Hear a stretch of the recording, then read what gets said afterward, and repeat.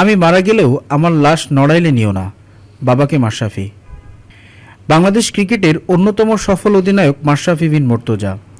সম্প্রতি লোকচক্ষুর আড়ালে থাকা মাশরাফির মৃত্যুর পর তার মরদেহটি যেন নড়াইলে না নেওয়া হয়, এ ধরনের একটি বক্তব্য ছড়িয়ে পড়েছে সামাজিক যোগাযোগ মাধ্যমে।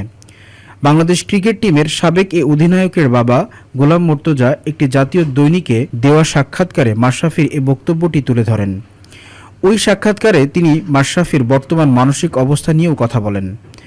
গোলাম মুর্তজার ভাষ্যমতে প্রায় 2 বছর ধরে বন্দি জীবন কাটানো মাশরাফি এখন একদম চুপচাপ। প্রয়োজন ছাড়া পরিবারের সঙ্গেও খুব একটা কথাও বলেন না।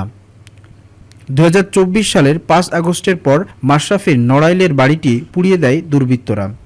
আর এই বিষয়টি মেনে নিতে পারেননি নড়াইল এক্সপ্রেস খ্যাত সাবেক এই ক্রিকেটার। ওই সময় তিনি তার বাবার উদ্দেশ্যে বলেছিলেন, আমি মারা গেলে আমার লাশটা নড়াইলে নিও না। পরিবারের আর্থিক অবস্থা নিয়েও ওই সাক্ষাৎকারে কথা বলেছেন গোলাম মুর্তজা। বর্তমানে তাদের অবস্থা খুবই করুণ জানিয়ে তিনি বলেন, আমাদের নগদ টাকা পয়সা কখনোই তেমন ছিল না।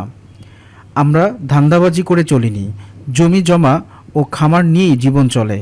কেউ বলতে পারবে না আমি বা আমার পরিবারের কেউ কোনো অনিয়মের সঙ্গে জড়িত।